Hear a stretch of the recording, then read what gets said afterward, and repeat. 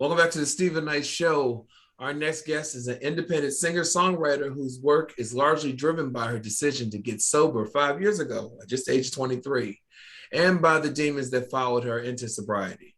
She joins us to discuss all of that, plus her new music.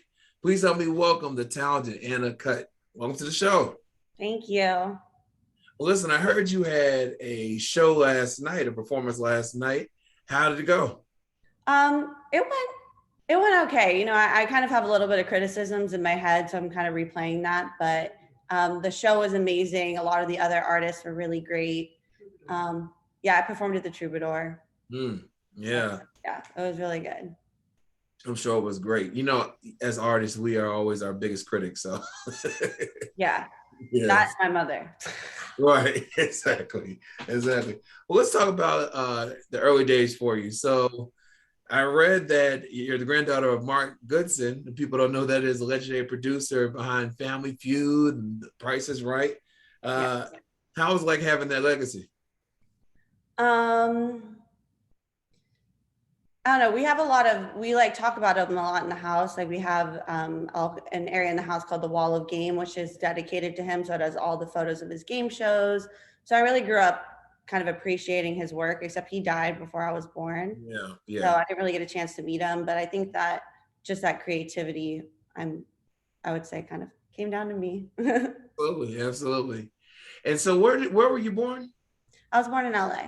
In LA. So you're homebred LA native. And you've really been killing the local scene there. Tell us some of the places you've performed. I performed at the Viper Room. I performed at the Whiskey, which are both, you know, huge venues, super stoked about that. And then I performed at Molly Malone's, Federal Bar. Oh, and then last Saturday I worked at the Federal Bar. I did an acoustic show there, which was really cool because I got to really get into my music. Right. And like before, you know, you don't have too many opportunities to talk about your songs. Exactly. on the regular show, but this one I was able to kind of strip it down, just me and my voice, kind of very chill. So I really enjoyed that, and I feel like most people really enjoyed it. That's awesome. So when did you get this love for music? When did you know this is what I wanted to do? Not until much later. I started probably right before I got sober, like at 22, I went into the studio for my first time. I'd always sung for myself, like literally singing like a cappella around the house. And I was actually acting at the time, but I was kind of sick of going out in the audition process and kind of getting rejected. And I was like, I'm not really a screenwriter, but I was writing poems. So I thought that why not try to go in the studio and create a song? You know, I could sing, I could write poems. So why not try? So I'm a golfer. So I was at the driving range when I met my first producer, and we got into the studio and worked on the first version of the song that is coming out right now called Messy. Which is the first song I worked on with my producer, Scott Storch. Scott Storch. Yeah, we're going to talk about that. So what was it 5 years ago you made the decision to get sober? What was it that led you to that? Because you've been very open about your sobriety and about some mental health issues that you have, including that you were diagnosed with bipolar. Is that correct? Yeah. So what was it that made you get sober? I was stuck in this process of like, I would quit drinking, I would start, I would quit, I would stop.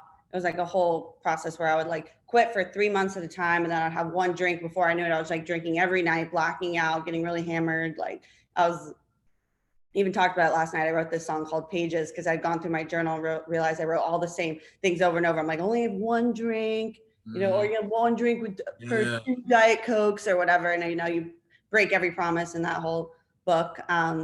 So then, I had quit for like 3 months before I started drinking for my last like 3 months. And I had one drink when my friend came to town. And I remember being like, oh, I'm super happy. I was like, because you came and visited, but I had my first drink in a while and it felt really nice. And then before I knew it, I'm like, you know, blacking out like every night, getting really hammered. And I know this kind of sounds like the reason that I shouldn't be the reason why I got sober, but it was because it was really affecting my voice. And that was like, because for me, I was like, I didn't really mind. Like, okay, so whatever. A lot of people, my friends actually blacked out. I hate to say it, but whatever. Fun times. Right, exactly. But Yeah, because it was affecting my voice. So like the last time I drank, I was just like, I said I was gonna have one drink, and I never threw up, but I was puking over the toilet, and I was like, I have no throat, literally. And I would chain smoke cigarettes. It was just really bad. And up all night talking, and it was just destroying my voice. I was like, okay, you have a decision. I actually recorded a video. I'm like, you have no voice. You're destroying your life and your potential career. Wow. So then at that point, I went into AA and got sober. Really? Really? Yeah. So it was your own deciding to get sober? Yeah, definitely. My mom didn't even really know I was like drinking. It was like, wow. Yeah. And so you were diagnosed with bipolar, was that before you got sober, or was that after? That was after I got sober. So, oh, really? But yeah, it was actually at 3 years sober. Okay. I had a pretty, I'm bipolar 1, so my bipolar is really insane, which I didn't discover. Actually, I did have a manic episode, because basically bipolar, you have manic episodes and then depressions. Yeah. Bipolar 1, which I am, is like really psychotic manic episodes. Really? Like you go fucking nuts, delusional, crazy, all this shit. So I had a manic episode my freshman year in college, my sophomore year in college. Okay. But then I had a different one this past 3 years ago, and then from there, I ended up, I don't know what I was talking about. Sorry, I completely blanked. But is that when you got diagnosed after that last? Yeah. Okay. Yeah. Yeah. So did you already personally for yourself feel like you had mental problems and you were covering up with alcohol, or was it just you were just going through day to day? No, I feel like definitely like the drinking at the end helped. Like I was at a place where after my first manic episode, I didn't really realize it until after, because I had an eating disorder. I've had a shit ton of mental health issues my entire life, to be honest. I had an eating disorder after that first one. And sorry, fuck, I completely forgot what I was saying. Oh, sorry. My you were saying about you had an eating disorder. I was asking you about, were you covering your mental health issues with drinking? Oh yeah. About like 2 years after my first manic episode, when I was having an eating disorder for like another 2 years, I ended up drinking and partying and going through this big phase. But that actually helped me like a lot. Like during that period, like I needed that outlet for that period in time. I mean, it was very unhealthy, but it kind of sparked gave me a little bit of life, considering I had such depression underneath it. So it was definitely a coping mechanism. So what have you done for the depression and the, being bipolar? What treatment have you done with that? I'm on medication. Okay. And I actually do these things called, I don't know, these ketamine treatments, which have actually been kind of cool. It's kind of like a cutting edge thing. It's basically a horse strangler. I don't know if you know Special K, like party drug, but it's done in like small doses, and it's done with a doctor, then it's used for depression. It has really good results. Okay. So I've been doing that for about 2 years or a year and a half. Awesome. Well, listen, thank you for being so open about that. Because everyone's not, so. Yeah. But I know that you use all this to fuel your music, things you've gone through, your experiences, and that's what helps fuel your music. Talk about what made you be so vulnerable to put that in your music. Honestly, the only way that I know how to write is by writing with like a first thought. So that's where I start with. I'll be like, oh, I have a feeling to write. And then I'll start writing whatever thought comes to my mind. So like, some of my songs start off with like sitting on a chair in my living room, and then it kind of goes into whatever was really like stream of consciousness. Yeah. So that's always been the way I've written, just kind of real honest place, what I'm going through. It kind of, I'll say if I can't process something, or I'll be, I'll have like a certain feeling, I'll be really frustrated, and then I'll be able to write it out in song and kind of come to terms and be like, oh, I understand that now. And it makes me feel better about it. So it's kind of like a little psychology lesson for myself. Absolutely. So you worked with Storch on this project, and who's obviously Grammy Award winner. He's Christina Aguilera, some of the top artists. How did that relationship form? Honestly, I just reached out to him over DM and sent him some of my demos, and we started working in the studio. This was just around like 5 years ago, so a couple 100,000. Okay. So when you first started working with him 5 years ago, how was that experience? Oh, it was amazing. When I first got out of the studio, I was super stoked. We worked on the song Messy, which is one of my favorite songs, the first song I ever worked on in the studio. And yeah, the first day went really, really well. And actually our song was at 54 BPM, which 54 is my lucky number. So I was like, Oh, hey, okay. I called my mom and I was like, okay, it's good shit's gonna happen. Right. So yeah. That's awesome. That's awesome. So tell us about your because you released your debut EP, Nightmares, correct? No, actually we took it down to doing some rebranding. Okay. We had 2 of my singles out on it, but then we took Yeah. it down because we're trying to rebrand me as Hannah Cutt because I've Okay. been Cutt recently, but I decided I wanted to go back to my real name. It felt weird people calling me Cutt. I was like, this feels strange. Even though you could have like an alter ego, I was like, I just want Right. people to call me Hannah. Like I just felt, I don't know, just felt it did not stick with me.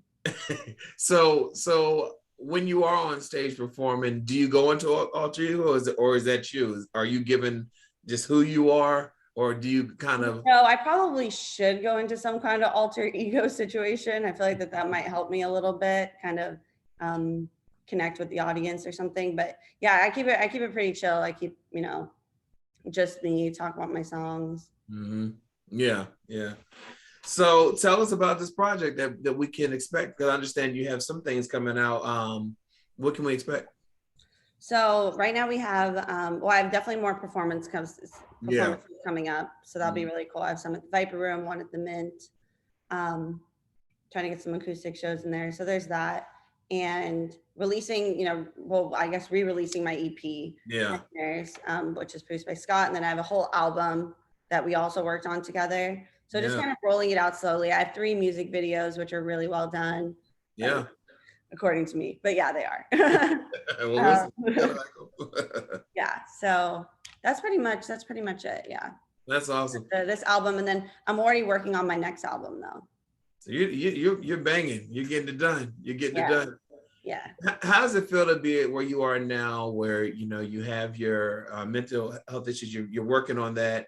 You're sober, and you're doing what you love, which is music. How do you feel these days? Honestly, it's like one of those things that I kind of always still struggle with. Yeah.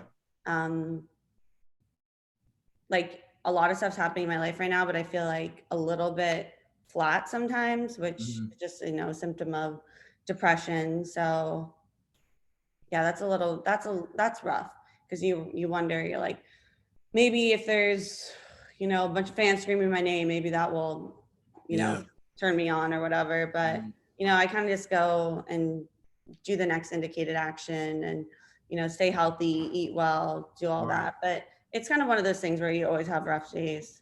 Yeah, it's an ongoing process. How have you done, especially, and I read a little bit during lockdown, that was a little difficult for you. Tell us about that when we were, I know we're still in the pandemic, but things are opening up, especially I read LA, they're opening up a lot. How was it for you? Yeah, honestly, in the beginning of COVID, I did not even notice it because I was so depressed. I was at the beginning of when I first dealt with my depression after my manic episode.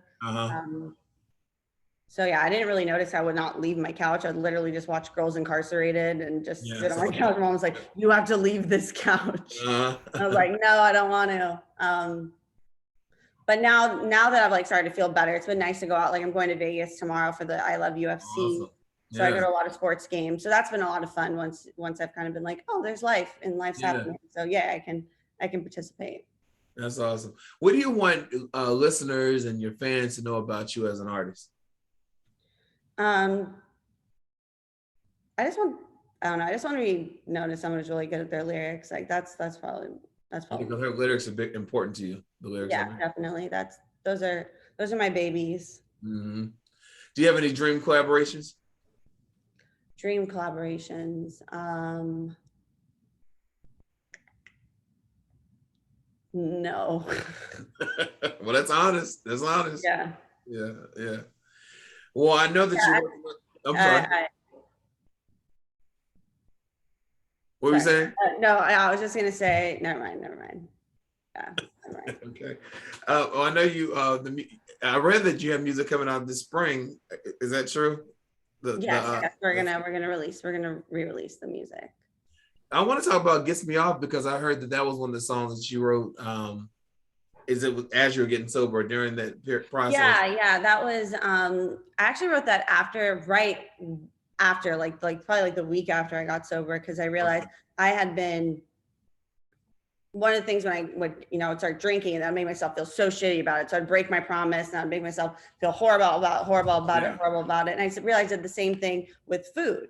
So, so afterwards, like a week after, I was doing the same thing. I was like, oh, I ate too much, and I made myself feel so shitty about it. And I was like, oh, you like this feeling? Like there's something you like about indulging in this feeling, making yourself feel really shitty. So that's where I came up with the song "Gets Me Off."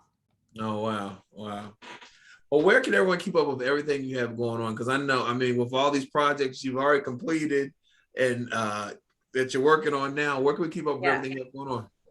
Cutt Music, my Instagram, kind of the regular place you find people nowadays. Right.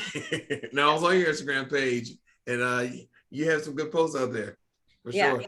Fun. Cool. Well, listen, I want to thank you so much for taking time to come on the show tonight. And for more information on Cutt, go to our website, thestephennightshow.com. We'll be right back after this. Thank you.